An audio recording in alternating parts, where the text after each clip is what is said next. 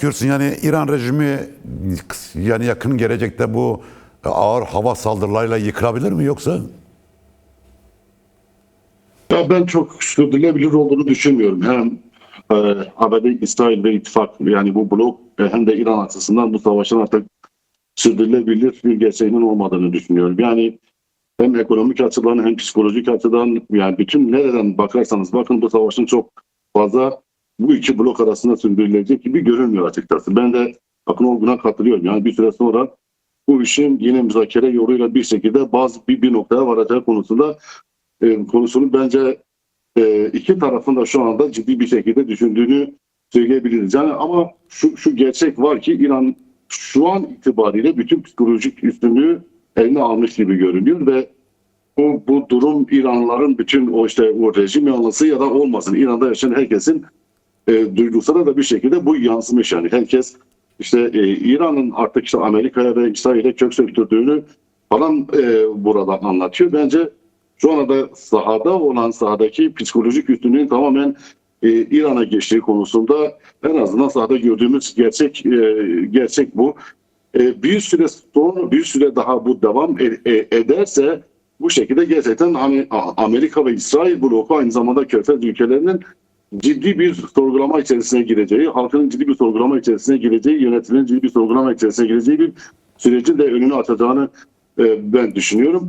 Ama aynı zamanda İran tabii ki bu savaşı zamana yaymaya çalışacaktır. Yani o 7 tane Körfez ülkesi başta olmak üzere birçok ülkede Amerikan üslerine dönük saldırılarını çok böyle geniş bir cepheye yayması biraz da açıkçası savaşı biraz daha hem geniş bir coğrafyaya yaymak, geniş bir alana yaymak ama aynı zamanda o geniş alandaki bütün üslere Amerika'nın, İsrail'in hem ekonomik hem askeri ve diğer bütün ekonomik harcamalarını yaparak buraya tekrar yatırımlarını sağlaması aynı zamanda güçten düşme meselesi. Şimdi Amerika'nın sadece Amerika-İsrail blokunun bu üsleri kullanarak İran'a saldırıyorlar. Bir süre sonra bu üsler ortadan kaldığı zaman ya da bu ülkeler desteklerini bir şekilde çektikleri zaman gerçekten Amerika ve İsrail'in söylediğim gibi Orta Doğu'daki konumunu oldukça zayıflatacaktır. Bunun için ya bu rejimin değişmesi için gerçek olan bir sahada reel olan şey şu: Amerika'nın ve İsrail blokunun ancak bu rejimi değiştirmenin yolunun kara operasyonu ya da müzakere olabileceğini konusunda herkes hemfikir. Yani kara operasyonu da yaparsak elbette ki bunu da çok uzun süreli belki içeride İran'da iç çatışmaya götürecek, iç savaşa götürecek ama aynı zamanda bütün bölgeyi Körfez ülkelerine kadar bütün bölgeyi bir savaşın içine sokacak ve yılları bence 10 yılı bulacak bir savaşın içerisine sokacaktır bu durum. Bu da kimsenin işine gelmiyor açıkçası ama başta söylediğim gibi bence İran'ın rejimini topal bir şekilde bırakacaktır. Tek ayak üzerinde tutacaktır orada ve istediğini orada gerçekleştirmenin politikasını orada hayata getirecektir. Ben bu diğer güçlerle bu Körfez ülkelerinin bu konuda Amerika ve İsrail'le aynı fikirde yani kara operasyonu yapma konusunda aynı fikirde olduklarını düşünmüyorum. Karşı bir direncin de olduğunu düşünüyorum bu konuda. Söylediğim gibi kara operasyon olursa bu savaş 10 yılları 20 yılları belki 100 yılları bulacak bir savaşın da aynı zamanda kapısının aralanacağı bir mesele olacaktır. Kimse artık hiçbir ülke bu meselenin altından kalkamayacaktır. Evet. Yani şeydeki gibi değil Saman Alevi gibi Suriye'de rejim bir örgüt giriyor ve bir bakıyorsunuz belli bir bütün alanları işit gerçeği var orada. Mesela rejim bütün güçlerini geri çekti ve neredeyse bir günde 2 günde neredeyse Kobani'ye kadar geldiler. Ve orada müdahale etmek için 40-50 tane devlet neredeyse koalisyon güçleri ABD ve diğer ülkeler olmak üzere 50-60 tane koalisyon ülkesi oraya müdahil oldu. Şu anda burada öyle bir müdahale söz konusu da değil ve İran halkının, İran rejimi evet biraz önce söylediğim gibi bir rejimin değişmesini istiyorlar, demokratikleşmesini istiyorlar ama hiçbir şekilde İranlıların kendi devletlerinin, kendi yapılarının elbette ki yıkılmasını göze alacak bir politikalarının olmadığını düşünüyorum ki bütün sahadaki reel gördüğümüz insanların aktardıkları insanların duygularının bu yönde olduğunu düşünüyorum. Rejim değişsin ama rejim demokratikleşsin, dönüşsün ama İran olduğu gibi kalsın, bu şekilde kalsın. Çünkü çok ilginçtir. Yıllardır işte bu kadar ambargoya rağmen bütün ülkelerin, Avrupa Birliği'nin, Amerika'nın, İsrail'in, Körfez ülkelerinin bütün ambargolarına rağmen biz işte ayakta kalabildiysek bu savaşı da bir şekilde atlatır ve ayakta kalır şeklinde insanların gerçekten çok güçlü bir inançları var. Bence işte İsrail ve ABD kendi varlıkları, kendi güçleri sorgulanır duruma gelmeden bu işin bir çaresini elbette ki bulacaklar. Orta yolunu bence bulacaklar gibi düşünüyorum. Ki sen daha yakinen biliyorsun çünkü Van'a gelip giden İranların konuştuğun Kürt, Azeri, Farslarla belki bir şey yani bir intibat edilmiş olabilirsin. Yani İran'da söylendiği bir Kürtlerle Azeriler arasında bir gerilim var mı? Evet de Azeriler Türk devletinin söylediklerini yapabilecek bir toplum mudur? Yani onların kışkırtmasa Kürtlere karşı harekete geçecek bir toplum mudur? Böyle bir durum söz konusu mu sence? Yok, ben hiç öyle düşünmüyorum. Yani görüştüğümüz hiç kimse bu konuda çok böyle oradaki halkların birbiriyle olan hiçbir şey yok. Yani bir düşmanlığı yok. Bunun en belirgin şeyi de noktası da Jina eylemlerinde, Jina serhildanlarında yıllarca süren Jina serhildanlarında oradaki bütün halklar yani rejimin değişmesini isteyen, rejimin demokratikleşmesini isteyen bütün halklar bir araya geldi. Azerisidir, işte oradaki Şii, Sunisi, Kürdü, Türkmeni herkes orada bir araya gelip ve bu rejimin değişmesi, dönüşmesi gerektiği konusunda eylemler ortaya koydular. Sadece orada Kürtler idam edilmiyor. Oradaki karşı çıkan Azeri'de, Türkmen'de bütün halklar, oradaki bu rejime karşı çıkan bütün halklar da bu konuda bu nasibini almıştır. Yani bu rejiminden nasibini almıştır iyi ya da kötü.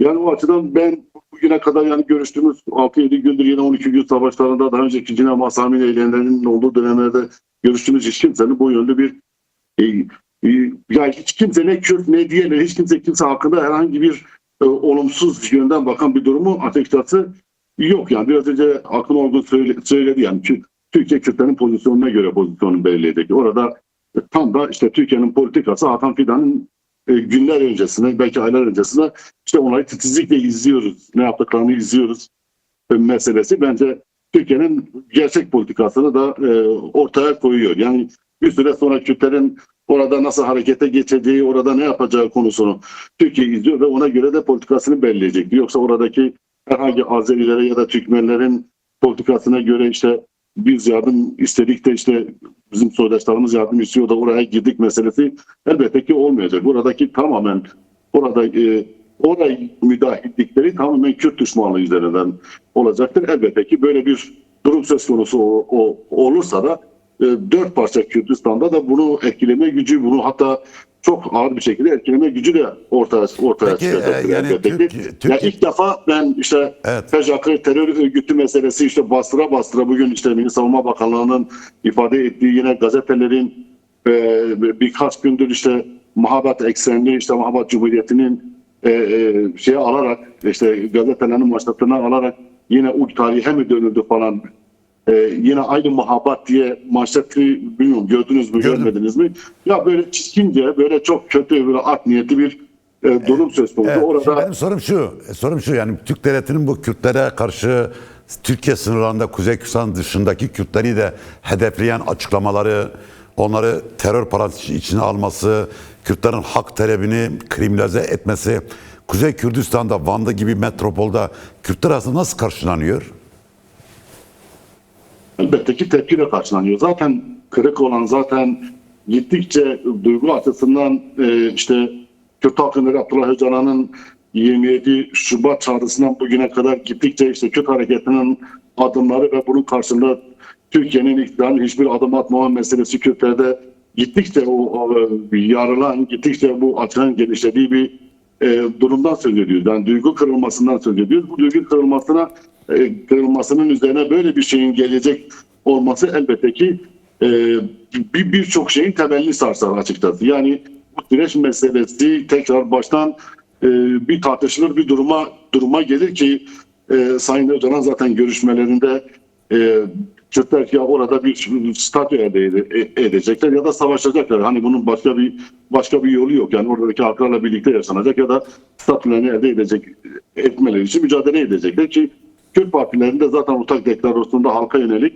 herhangi bir saldırıda biz halkımızı korumak için güçlerimizi işte Kürt bölgelerinden Rojava bölgesine gönderecek şeklinde açıklamaları vardı. Ama sanki Türk medyası, Türkiye'deki medya yine bu savaş tanımları meselesine yine girişmiş durumda. Gerçi 27 Şubat manifestosundan bugüne kadar durulmadılar. Bir türlü durulmuyor. Bir türlü bu terör meselesini, Kürtleri terörize eden, Kürtlerin taleplerini güvenlikçi politikalarla, terör politikalarıyla özdeşleştiren, yan yana getiren şeylerinden vazgeçmiyorlar. Tavırlarından vazgeçmiyorlar.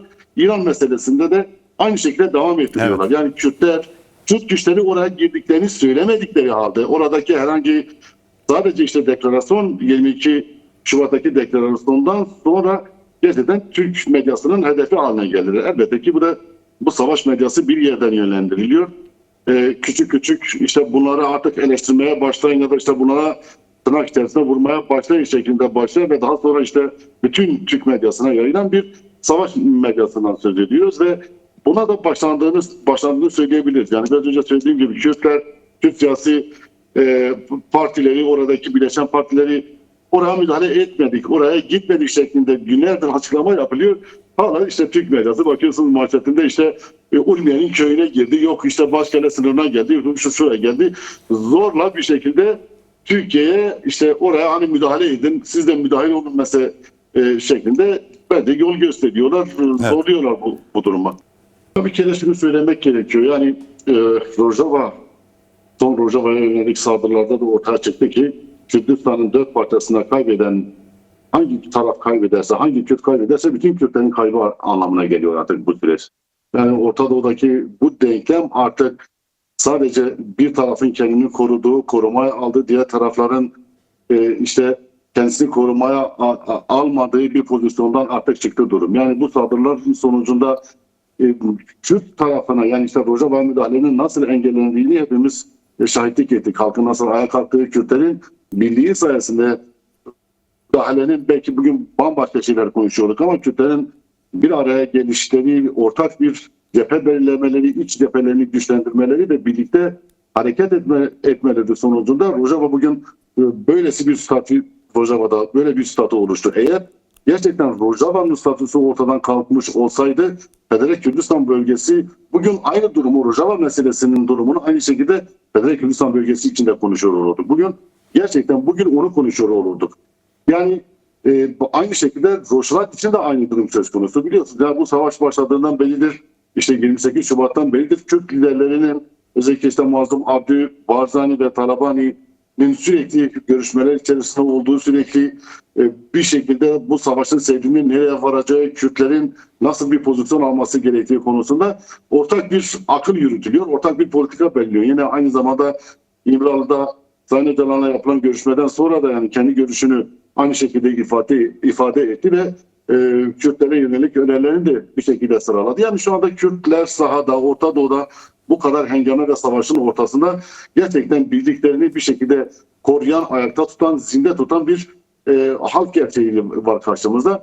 Aynı şekilde de İran'daki biliyorsunuz yıllardır bir araya gelmemiş partiler son Rojava meselesinden sonra, Rojava saldırıdan sonra birkaç toplantı yaptılar. Yani birkaç toplantı yapıp bir araya gelme arayışları, çözümleri bulmaya çalıştılar. Yine Avrupa'da birçok görüşme gerçekleşti. En sonunda işte 5 parti karar aldı. En son dün de yine bir siyasi oluşum, sivil inisiyatif bu partiye dahil oldu. Yani gittikçe Rojava bölgesinde siyaset yapan bütün siyasi partilerin bir araya geldiği bir birlikten artık söz edebiliyoruz. Şimdi deklarasyonu yayınladıkları 22 Şubat'ta yayınladıkları deklarasyonların tamamı işte bu 6 partinin ama aynı zamanda Kürtlerin büyük bir bölümünün onayıyla ortaya çıkan bir deklarasyon. Yani evet. Bu deklarasyona herkes bir şekilde imza atmış. Aslında biraz önce söylediğim mesele bu. Türkiye'nin bu kadar işte izliyoruz meselesinin de ortaya çıkış nedeni işte bu 22 Şubat'ta ortaya çıkan deklarasyondu. O deklarasyonda mevcut rejimin demokratikleşmesi konusunda yani rejim değişecek, rejim demokratikleşecek. Kürtler orada her halk gibi kendi kararlarını verecekler, kaderlerini kendileri tayin edecekler ama aynı zamanda buradaki halklar isterlerse federatif bir yapı da elbette ki federatif bir yapı içerisinde de kendi haklarını, kendi kaderlerini bir şekilde belirleyecekler şeklinde deklarasyon Evet. yayınladılar. Ama aynı zamanda deklarasyonla birlikte yoğunca bir çağrı yapılıyor. Bilmiyorum dikkat ettiniz mi? Rejim içerisinde yer alan Kürt askerlerin ve diğer halklardaki askerlerin işte devrim hafızları içerisinde olan insanların geri çekilmesi, işte ordudan ayrılması ve haklarının yanına gelerek onlarla birlikte hareket etmesi noktasında çok önemli çağrılar var ama aynı zamanda bir diğer çok önemli çağrı altyapının korunması. Yani altyapının bozulmaması, şehirlerin bir şekilde altyapılarının korunması, kendi Kürtlerin mesela oradaki halkların kendi alanlarını koruması konusunda da elbette ki deklarasyonda çok güçlü bir belirleme var. Çok güçlü bir çağrı var. En sonunda işte bugün de bir şey yayınladılar. Bütün Kürtlerin bir araya gelerek artık bu rejimi değiştirmenin, artık halkların bir şekilde bir araya gelip bu rejimi değiştirme noktasında bir irade ortaya koymaları, bir birlik ortaya koymaları gerektiği yönünde bir çağrı yaptılar ki günlerdir görüşüyoruz. Yine onların politikalarının ne olacağı, bundan sonraki politikaların ne olacağı konusunda kendileriyle görüşüyoruz, röportajlar yapıyoruz. Hala bütün Kürt güçleri orada bir bekleme hali içerisinde ve şu anda izliyor ne olup biteceği konusunu gözlemliyor ve ondan sonra elbette ki bence bir iki gün içerisinde Kürt güçleri de kendi kararlarını verecek ve ya harekete geçecekler ya da farklı bir öneri bence sunacaklardır. Farklı bir öneri ortaya koyacaklardır yani.